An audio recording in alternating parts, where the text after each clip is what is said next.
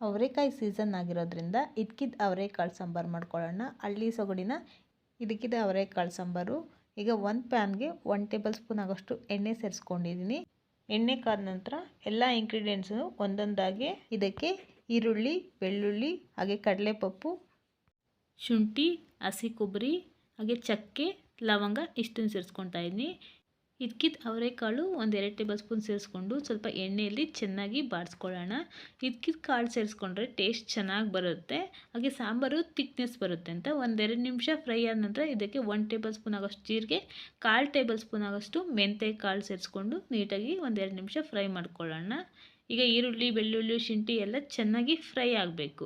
ಈ ರೀತಿ ಫ್ರೈ ಆದ ನಂತರ ಇದಕ್ಕೆ 1/4 ಟೇಬಲ್ ಸ್ಪೂನ್ ಆಗೋಷ್ಟು ಗಸಗಸೆ, 1 ಟೇಬಲ್ ಸ್ಪೂನ್ ಅಚ್ಚಕಾರದ ಪುಡಿ, 2 ಟೇಬಲ್ ಸ್ಪೂನ್ ಆಗೋಷ್ಟು ಧನಿಯಾ ಪುಡಿ, ಹಾಗೆ 1/4 ಟೇಬಲ್ ಸ್ಪೂನ್ ಆಗೋಷ್ಟು ಅರಿಶಿನ ಪುಡಿ ಸೇರಿಸ್ಕೊಂಡು ನಂತರ ಸ್ವಲ್ಪ ಕೊತ್ತಂಬರಿ ಸೊಪ್ಪು ಸೇರಿಸ್ಕೊಂಡು ಎಣ್ಣೆಯಲ್ಲಿ ಸ್ವಲ್ಪ ಚೆನ್ನಾಗಿ ಬಾಡಿಸ್ಕೊಳ್ಳೋಣ.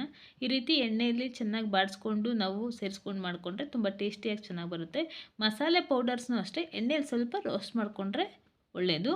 ಈ ರೀತಿ ಫ್ರೈ ಆದ ನಂತರ ಸ್ವಲ್ಪ ನೀರು ಸೇರಿಸ್ಕೊಂಡು ಇದು ಸ್ವಲ್ಪ ತಣ್ಣಗಾದ ನಂತರ ಮಿಕ್ಸಿಗೆ ಜಾರ್ ಸೇರಿಸ್ಕೊಂಡು ನೀಟಾಗಿ ಪೇಸ್ಟ್ ಮಾಡಿ ಸೈಡ್ಗೆ ಎತ್ತಿಟ್ಕೊಳ್ಳೋಣ.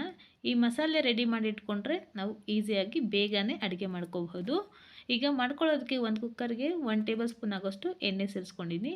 ಎಣ್ಣೆ ಕಾದ ನಂತರ ಜೀರಿಗೆ ಸೇರಿಸ್ಕೊಳ್ಳೋಣ.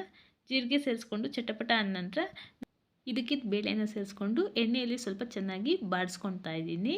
ನಾವು ಮಸಾಲೆಗೆ ಈಗಾಗಲೇ ಎಣ್ಣೆಯಲ್ಲಿ ಫ್ರೈ ಮಾಡ್ಕೊಂಡಿರೋದ್ರಿಂದ ಮಸಾಲೆ ಎಣ್ಣೆಯಲ್ಲಿ ಬಾಡಿಸ್ಕೊಳ್ಳೋ ಅವಶ್ಯಕತೆ ಇರಲ್ಲ.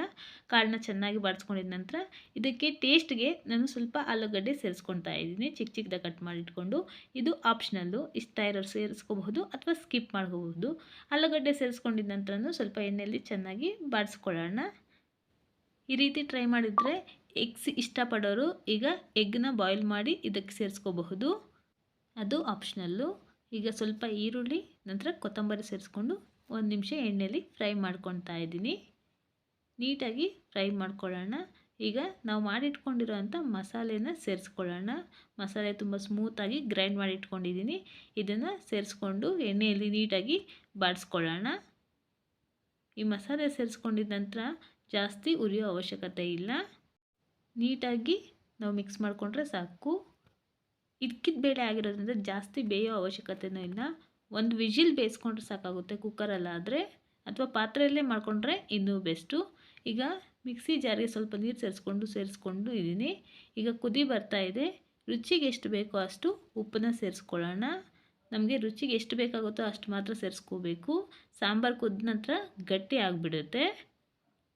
ನಂತರ ಸ್ವಲ್ಪ ಕುದಿ ಬರ್ತಾ ಇದೆ. ಈಗ ನಮಗೆ ಕನ್ಸಿಸ್ಟೆನ್ಸಿ ಯಾವ ಪ್ರಮಾಣ ಬೇಕೋ ಅಷ್ಟಕ್ಕೆ ನಾನು ನೀರು ಸೇರಿಸ್ಕೊತಾ ಇದ್ದೀನಿ.